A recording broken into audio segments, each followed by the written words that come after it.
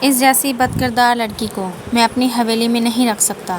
اسد لغاری کی گرجدار آواز پوری حویلی میں گونج رہی تھی۔ عائشہ کے کانوں میں جیسے پگھلا کر شیشہ ڈال دیا گیا ہو۔ آنکھوں سے آنسو بہتے جا رہے تھے اور لب کپکپا رہے تھے، مگر آواز جیسے کہیں کھو گئی تھی۔ اس نے لرزتے ہاتھوں سے اپنے شوہر بلاج شاہ کی طرف دیکھا۔ بلاج، آپ کچھ تو بولیں۔ یہ بچہ آپ کا ہے۔ اس کی آواز ٹوٹتی چلی گئی، مگر بلاج شاہ کی آنکھوں میں صرف سرد مہری تھی اور انکار تھا۔ مجھے نہیں معلوم یہ کس کا بچہ ہے۔ اس نے بے رحمی سے نظریں پھیر لیں۔ عائشہ کا دل جیسے ٹوٹ کر بکھر گیا۔ وہ لڑکی جو صرف 4 ماہ پہلے ونی بنا کر اس حویلی میں لائی گئی تھی، جسے نوکرانیوں کے ساتھ رکھا گیا، جسے عزت تو دور انسان سمجھنے کی زحمت بھی نہ کی گئی ہو، آج اسی پر الزام لگا کر اسے نکالا جا رہا تھا۔ وہ رات جب وہ ڈر کے مارے بلاج کے کمرے میں گئی تھی اور وہ اس پر سایہ افگن ہوتا ہر حد پار کر گیا تھا، آج وہی رات اس کے کردار پر داغ بن گئی تھی۔ نکالو اسے یہاں سے، اسد لغاری نے حکم دیا۔ نوکروں نے اسے بازوؤں سے پکڑا اور دھکے دے کر حویلی سے باہر پھینک دیا۔ عائشہ زمین پر گری آنسوؤں اور درد بھری نظروں سے اس ہرجائی کو دیکھ رہی تھی۔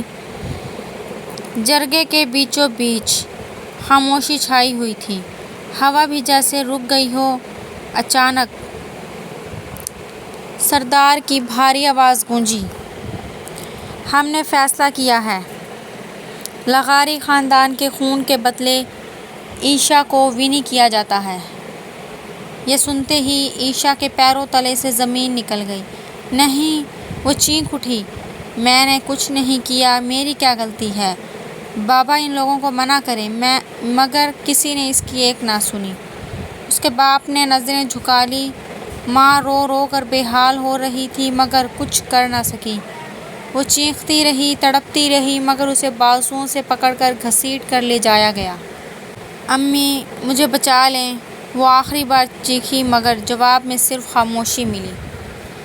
اسے زبردستی اسد لغاری کی حویلی لے جایا گیا، جہاں اس کا استقبال نفرت اور حقارت سے ہوا۔ یہی ہے وہ لڑکی، ایک عورت نے طنزیہ کہا، جس کی وجہ سے ہمارا بیٹا مارا گیا۔ عائشہ کانپ گئی۔ میں بے قصور ہوں، اس نے کہا، مگر اس کی بات کسی نے نہیں سنی۔ یہاں تمہاری صفائی نہیں سنی جائے گی۔ اسد لغاری کی سخت آواز گونجی، اب سے تم یہیں رہو گی اور یہی تمہاری سزا ہے۔ نکاح کی تیاریاں کی جائیں۔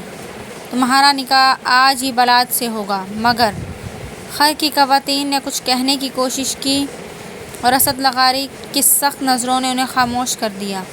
اسی شام اسے زبردستی تیار کیا گیا، لال جوڑا پہنایا گیا۔ نکاح شروع کرو، مولوی صاحب نے بولنا شروع کیا۔ عائشہ بنت عبداللہ، آپ کا نکاح بلاج شاہ سے حق مہر 50 روپے میں ہو رہا ہے، کیا آپ کو یہ نکاح قبول ہے؟ عائشہ روتے ہوئے بولی، مجھے یہ نکاح قبول نہیں۔ جھٹکے سے اس کا بازو مروڑتے بلاج نے عائشہ کا رخ اپنی طرف کیا۔ قبول ہے کہو، ڈر اور خوف میں ڈوبی آواز نکلی۔ قبول ہے، اور یوں اسے زبردستی بلاج شاہ کی بیوی بنا دیا گیا۔ بلاج نے پہلی رات ہی اسے سرد لہجے میں کہا، تم میرے لیے صرف ایک سزا ہو اور سزا کو عزت نہیں دی جاتی۔ عائشہ خاموشی سے نظریں جھکا گئی۔ اگلی صبح ہوتے ہی اسد لغاری نے اسے ملازموں کے ساتھ رہنے کو کہا تھا۔ کچھ لمحوں بعد ایک ملازم آہستہ سے اس کے قریب آیا۔ اس کے چہرے پر ترس تھا، مگر الفاظ میں مجبوری جھلک رہی تھی۔ باجی، آپ یہاں اس طرح باہر نہیں رہ سکتی۔ صاحب نے حکم دیا ہے کہ آپ ملازمین کے کوارٹر میں رہیں۔ عائشہ نے شرمندگی سے اس کی طرف دیکھا۔ کوارٹر میں؟ اس کی آواز بھاری ہو گئی۔ ملازم نے نظریں جھکا لی۔ جی، وہ آپ کو وہیں رہنا ہوگا۔ اور وہ کچھ لمحے رکا، پھر ہچکچاتے ہوئے بولا، وہاں کے اصول بہت سخت ہیں۔ عائشہ خاموش ہو گئی۔ اس کے پاس کوئی راستہ نہیں تھا۔ وہ آہستہ آہستہ ملازم کے ساتھ چل پڑی۔ کوارٹر ایک تنگ پرانا سا کمرہ تھا، جس میں چند لوہے کے بستر، ایک چھوٹا سا پنکھا اور ٹوٹی ہوئی کھڑکی تھی۔ وہاں پہلے سے ہی کچھ ملازم موجود تھے، جو اسے دیکھ کر ایک دوسرے کو میانی خیز نظروں سے دیکھنے لگے۔ یہی ہے تمہاری جگہ، ایک سخت آواز آئی۔ یہ حویلی کے سینئر ملازم کی تھی۔ وہ کڑک لہجے میں بولی، یہاں رہنے کے اصول بہت واضح ہیں، وقت پر کام، وقت پر اٹھنا، کوئی بھی نافرمانی برداشت نہیں کی جائے گی۔ عائشہ نے سر جھکا لیا۔ جی۔ اس کی آواز بہت مدھم تھی۔ اگلی صبح سورج نکلنے سے پہلے ہی اسے جگا دیا گیا۔ اٹھو، سارا دن سونے کے لیے نہیں رکھا یہاں۔ ایک ملازمہ نے سختی سے اسے جھنجھوڑا۔ عائشہ فوراً اٹھ گئی۔ اس کی آنکھیں نیند پوری نہ ہونے کی وجہ سے گلابی ہو رہی تھیں۔ رات دیر تک وہ سسکتی رہی تھی۔ اسے بغیر ناشتہ دیے ہی کام پر لگا دیا گیا۔ برتن دھو اور صفائی کرو، اور یہ سب کام وقت پر مکمل ہونا چاہیے۔ اسے روزانہ بہت سارا کام کرنا پڑتا اور چھوٹی چھوٹی غلطیوں پر ڈانٹ پڑتی۔ اگر وہ تھوڑی دیر بھی آرام کرنے بیٹھتی تو فوراً آواز آتی، یہاں آرام کرنے نہیں آئی ہو۔ کئی بار اس کے ہاتھ کانپ جاتے، کئی بار آنکھوں میں آنسو آ جاتے، مگر وہ کسی کے سامنے رو نہ پاتی۔ کھانے کے وقت بھی اسے سب سے آخر میں کھانا ملتا، وہ بھی اکثر ٹھنڈا یا کم مقدار میں۔ ایک دن جب وہ تھکن سے دیوار کے ساتھ ٹیک لگا کر بیٹھی تھی تو ایک ملازم نے اسے دیکھ کر طنزیہ کہا، یہاں کمزور لوگ نہیں چلتے، اگر رہنا ہے تو مضبوط بننا پڑے گا۔ عائشہ نے اپنے آنسو پونچھے اور خاموشی سے کھڑی ہو گئی۔ اس کی آنکھوں میں اب صرف ایک چیز تھی، صبر، اور اپنے اندر ایک چھپی ہوئی ہمت۔ لیکن اندر ہی اندر وہ جانتی تھی کہ یہ سزائیں، یہ ظلم اسے توڑ نہیں سکتے۔ وہ ایک دن ضرور ان سب کے سامنے کھڑی ہوگی، مضبوط اور خوددار بن کر۔ وہ رات گہری اور طوفانی تھی۔ آسمان پر بادل گرج رہے تھے، بجلی کی تیز چمک حویلی کے بلند و بالا کمروں کو لمحہ بہ لمحہ روشن کر رہی تھی۔ عائشہ اپنے کمرے میں بیٹھی کانپ رہی تھی۔ ہر بار بجلی چمکتی تو اس کے دل کی دھڑکن اور تیز ہو جاتی۔ اسے یوں لگ رہا تھا کہ جیسے اس کا اپنا سایہ بھی اس سے چھپ رہا ہو۔ باہر آندھی کی آوازیں اس کے اندر کے خوف کو مزید بڑھا رہی تھیں۔ وہ خود کو سنبھال نہ سکی اور آہستہ آہستہ اٹھ کر دروازے کی طرف بڑھ گئی۔ اس کے قدم بھاری تھے، پر جیسے ہر قدم کے ساتھ اس کی ہمت کم ہو رہی ہو۔ وہ کچھ لمحے دروازے کے سامنے کھڑی رہی، دل زور زور سے دھڑک رہا تھا، اور پھر اس نے آہستہ سے دروازہ کھولا اور اندر جھانکا۔ کمرہ نیم تاریکی میں ڈوبا ہوا تھا۔ کھڑکی کے پاس کھڑے بلاج شاہ کا مضبوط وجود نظر آ رہا تھا۔ وہ باہر برستی بارش کو دیکھ رہا تھا کہ جیسے اس کے دل میں بھی کوئی طوفان چل رہا ہو۔ عائشہ نے ہمت جمع کی اور دھیرے سے بولی، پلیز، مجھے ڈر لگ رہا ہے۔ اس کی آواز کانپ رہی تھی، آنکھوں میں آنسو تھے اور ہاتھ کپکپا رہے تھے۔ بلاج نے آہستہ سے پلٹ کر اسے دیکھا۔ ایک لمحے کے لیے اس کی آنکھوں میں کچھ چبھا، شاید حیرت یا شاید کچھ اور، لیکن فوراً ہی اس کے چہرے پر وہی سختی آ گئی۔ وہ آہستہ آہستہ اس کی طرف بڑھا۔ ہر قدم کے ساتھ کمرے کا ماحول مزید بھاری ہوتا جا رہا تھا۔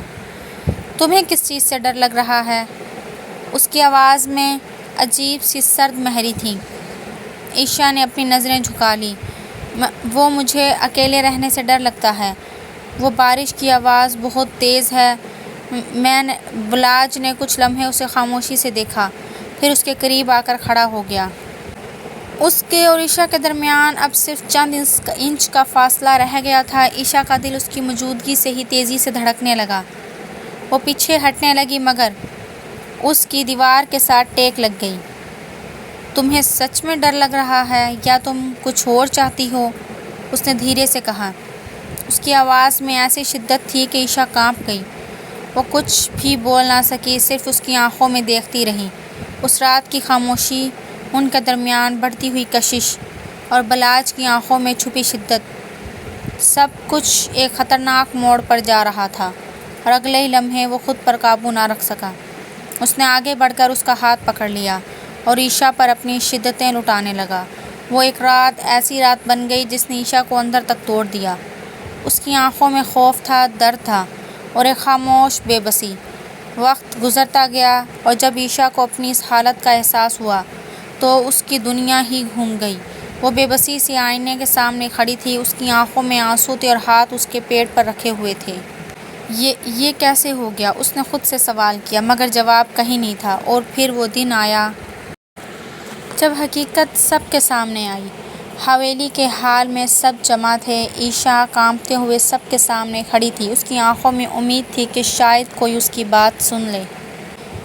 یہ بچہ بالاج کا ہے، اس نے ٹوٹتے ہوئے لہجے میں کہا۔ پورا حال خاموش ہو گیا، سب کی نظریں ایک دوسرے پر گئیں۔ پھر اچانک بالاج آگے بڑھا، اس کا چہرہ سخت تھا، آنکھیں سرد۔ یہ جھوٹ ہے، اس نے صاف اور بلند آواز میں کہا۔ عائشہ کے قدم لڑکھڑا گئے۔ بالاج آپ ایسا کیسے کہہ سکتے ہو؟ آپ جانتے ہو کہ یہ سچ ہے۔ لیکن بالاج نے اس کی بات کو نظر انداز کرتے ہوئے کہا، مجھے نہیں معلوم یہ بچہ کس کا ہے اور میں اس جھوٹ کو قبول نہیں کرتا۔ اس کے الفاظ عائشہ کے دل میں تیر کی طرح لگے۔ وہ زمین پر گرنے ہی والی تھی، مگر اس نے خود کو سنبھالا۔ حویلی میں سرگوشیاں شروع ہو گئیں۔ سب کی نظروں میں اب وہ ایک بدکردار عورت بن چکی تھی۔ اسی لمحے اسد لغاری آگے آئے۔ ان کی آواز پورے حال میں گونجی، اس جیسی بدکردار لڑکی کو میں اپنی حویلی میں نہیں رکھ سکتا۔ اور پھر بغیر کسی رحم کے عائشہ کو حویلی سے نکال دیا گیا۔ وہ روتی ہوئی، اپنی قسمت کو کوستی ہوئی اس حویلی سے باہر نکل گئی۔ اور 4 سال بعد روشنیوں سے جگمگاتے سیٹ پر شوٹنگ جاری تھی۔ Camera action. ہیروئن نے مکالمہ ادا کیا تو پورا ہال تالیوں سے گونج اٹھا۔ بالاج شاہ، جو اب ایک کامیاب پروڈیوسر بن چکا تھا، اچانک چونک گیا۔ اس کی نظریں اس ہیروئن پر جم گئیں۔ وہ چہرہ، وہ آنکھیں، عائشہ! اس کے لبوں سے بے اختیار نکلا، عائشہ! ہاں، وہ عائشہ ہی تھی، مگر اب وہ وہی کمزور، روتی ہوئی لڑکی نہیں تھی، بلکہ ایک مضبوط، باوقار اور کامیاب اداکارہ تھی، جسے دنیا جانتی تھی۔ بالاج کے قدم خود بخود اس کی طرف بڑھے۔ عائشہ نے آہستہ سے پلٹ کر دیکھا تو ایک لمحے کے لیے دونوں کی نظریں ملیں، مگر عائشہ کی آنکھوں میں اب وہ درد نہیں تھا، وہاں صرف سکون، خودداری اور ایک انجان سا فاصلہ تھا۔ جی، اس نے پرسکون لہجے میں کہا، جیسے کہ وہ اسے پہچانتی ہی نہ ہو۔ بالاج کے دل پر جیسے چوٹ لگی۔ میں بالاج، عائشہ ہلکا سا مسکرائی۔ اوہ، اچھا، بس اتنا ہی؟ نہ کوئی شکوہ، نہ کوئی سوال اور نہ ہی کوئی آنسو؟ بالاج بے بس کھڑا رہ گیا۔ اسی لمحے ایک چھوٹا سا بچہ دوڑتا ہوا آیا اور عائشہ کا ہاتھ پکڑ لیا۔ ماما، شوٹنگ ختم ہو گئی۔ بالاج کی سانس رک گئی۔ عائشہ نے محبت سے بچے کے سر پر ہاتھ پھیرا۔ ہاں بیٹا، چلیں گھر چلتے ہیں۔ وہ بچے کا ہاتھ پکڑ کر آگے بڑھ گئی اور بالاج وہیں کھڑا رہ گیا۔ چند دن گزر گئے، مگر بالاج شاہ کے لیے ہر دن ایک سزا بن چکا تھا۔ عائشہ کی باتیں، احمد کا چہرہ اور اپنا انکار، سب کچھ اسے اندر سے توڑ رہا تھا۔ آخرکار اس نے فیصلہ کر لیا کہ اب سچ چھپانے کا کوئی فائدہ نہیں۔ اگلے دن وہ دوبارہ اسی شوٹنگ سیٹ پر پہنچا۔ ہمیں بات کرنی ہے۔ عائشہ نے ایک نظر اسے دیکھا، پھر پانی کی بوتل کھولی اور سکون سے گھونٹ لیا۔ مجھے نہیں لگتا کہ کوئی بات باقی رہ گئی ہے۔ بالاج شاہ صاحب، وہ بچہ میرا ہے نا؟ اس نے دھیمی مگر ٹوٹی ہوئی آواز میں پوچھا۔ عائشہ کے ہاتھ ایک لمحے کو رکے، مگر اس نے فوراً خود کو سنبھال لیا۔ آپ کو کیا لگتا ہے؟ اسی وقت بچہ دوبارہ بھاگتا ہوا آیا۔ ماما، مجھے بھوک لگی ہے، بس 2 منٹ احمد۔ بالاج نے چونک کر بچے کو دیکھا۔ احمد، بچے کی آنکھیں، چہرہ اور انداز، سب کچھ اس جیسا تھا۔ عائشہ پلیز، ایک موقع دے دو، میں سب ٹھیک کرنا چاہتا ہوں۔ عائشہ اس بار زور سے ہنس پڑی۔ ٹھیک؟ کیا ٹھیک کریں گے آپ؟ جب مجھے دھکے دے کر نکالا گیا تھا، تب کہاں تھے آپ؟ اور جب میں سڑکوں پر اکیلی تھی، تب کہاں تھے آپ؟ جب میں نے اپنے بچے کو اکیلے جنم دیا، تب کہاں تھے آپ؟ ہر سوال ایک چوٹ تھا۔ بالاج کا سر جھک گیا۔ میں نے آپ کو اس دن معاف کر دیا تھا، جس دن میں نے فیصلہ کیا کہ اب مجھے آپ کی ضرورت نہیں، اور احمد، اور وہ صرف میرا ہے۔ چند دن بعد بالاج حویلی واپس آ گیا۔ عائشہ بے قصور تھی اور وہ بچہ میرا ہے۔ اسد لغاری غصے سے کھڑا ہو گئی، مگر اس بار بالاج پیچھے نہیں ہٹا۔ بد کردار وہ نہیں تھی، میں تھا۔ اسی لمحے دروازہ کھلا اور عائشہ اندر داخل ہوئی۔ میں یہاں اپنا حق لینے آئی ہوں۔ اس نے ڈی این اے رپورٹ سامنے رکھ دی۔ احمد بالاج شاہ کا بیٹا ہے۔ حویلی میں جیسے سناٹا چھا گیا۔ اسد لغاری خاموش رہ گیا۔ اب کیا کہیں گے آپ؟ عائشہ نے کہا۔ بالاج اس کے سامنے آ کر رک گیا۔ معاف کر سکتی ہو؟ معافی دے چکی ہوں، مگر بھول نہیں سکتی۔ اسی وقت احمد نے پوچھا، آپ کون ہیں؟ یہ سوال بالاج کے لیے سب سے بڑی سزا تھا۔ کچھ کچھ دیر بعد بلاج نے ہمت کی، عائشہ پلیز ایک موقع دے۔ اس کی آواز میں سچائی تھی۔ عائشہ نے اسے غور سے دیکھا اور پھر لمحوں میں فیصلہ کیا، بلاج شاہ کو معاف کرنے کا فیصلہ۔ اس نے عائشہ کے ساتھ چاہے جو بھی کیا ہو، لیکن وہ باپ تھا احمد کا، وہ اب بھی نکاح میں تھی بلاج شاہ کے۔ اس کی آنکھوں میں سچائی، شرمندگی، ایک باپ کی اپنی اولاد کے لیے تڑپ، وہ صاف دیکھ سکتی تھی۔ دنیا کی اس بھیڑ میں ایک باپ کا سایہ ہونا کیا ہوتا تھا، وہ بہت اچھے سے سمجھتی تھی۔ ماما یہ کون ہیں اور رو کیوں رہے ہیں؟ احمد نے ایک بار پھر عائشہ کا بازو کھینچتے اپنا سوال دہرایا تھا۔ یہ تمہارے بابا ہیں، کیونکہ یہ تم سے بہت دیر سے ملے ہیں اس لیے۔ اس نے احمد سے کہا۔ ہاں تم اس کے باپ ہو۔ بلاج کی آنکھوں سے آنسو بہہ نکلے۔ وہ فوراً احمد کو گلے لگا بیٹھا۔ بیٹا بہت دیر تک وہ احمد کو گلے لگائے ان لمحوں کو محسوس کرتا رہا۔ وقت کے ساتھ فاصلہ کم ہونے لگا۔ ایک رات حویلی کی چھت پر عائشہ کھڑی تھی جب بلاج اس کے قریب آیا۔ آپ بھی مجھ سے دور رہو گی؟ مجھے ڈر لگتا ہے۔ کیسا ڈر؟ کہیں میں تم پر دوبارہ یقین نہ کرنے لگ جاؤں۔ اس بار میں تمہیں ٹوٹنے نہیں دوں گا۔ وہ اس کے قریب آئے، اس کے چہرے کو اپنے ہاتھوں میں لی اور آہستہ سے اس کے ماتھے پر بوسہ دیا۔ ایک ایسا لمس جس میں معافی بھی تھی، محبت بھی اور وعدہ بھی۔ عائشہ کی آنکھوں سے آنسو بہہ نکلے، مگر اس بار یہ سکون کے آنسو تھے۔ آہستہ آہستہ بلاج نے عائشہ کے ہر نقش کو اپنے لبوں سے چھوا۔ عائشہ کی سانسیں مدھم ہونے لگیں۔ کچھ مہینوں بعد حویلی پھر سے سجائی گئی، مگر اس بار محبت کے لیے۔ بلاج اور عائشہ کا نکاح دوبارہ ہوا، عزت کے ساتھ، سب کے سامنے۔ اسد لغاری بھی خاموشی سے موجود تھے۔ ان کی آنکھوں میں پہلی بار ندامت تھی۔ رات کو عائشہ کمرے میں بیٹھی تھی جب بلاج اندر آیا۔ بیوی ہو اب میری، پھر بھی اتنی دور؟ بلاج شرارت سے بولا۔ وہ مسکرائی۔ ابھی بھی یقین نہیں آ رہا؟ بلاج اس کے قریب بیٹھ گیا، اس کا ہاتھ تھاما۔ اب تو ہر روز یقین دلاتا رہوں گا۔ وہ اس کے قریب جھکا۔ اور ہر رات تمہیں بتاؤں گا کہ میں تم سے کتنا پیار کرتا ہوں۔ عائشہ کا چہرہ سرخ ہو گیا۔ بلاج، وہ ہنسا اور اسے اپنے بازوؤں میں لے لیا اور محبت سے اس کے لبوں کو چھوا۔ عائشہ نے شرماتے ہوئے اپنا چہرہ بلاج کے سینے میں چھپایا۔ بلاج کے لبوں پر دل فریب سی مسکراہٹ تھی۔ باہر چاندنی پھیلی ہوئی تھی، ہوا بھی چل رہی تھی اور اندر دو دل آخر کار ایک ہو چکے تھے، جبکہ ساتھ والے کمرے میں احمد پرسکون سو رہا تھا، کیونکہ اس کی ماما اب خوش تھی۔ اور یوں ایک ٹوٹی ہوئی کہانی محبت کے ساتھ اپنے اختتام کو پہنچی۔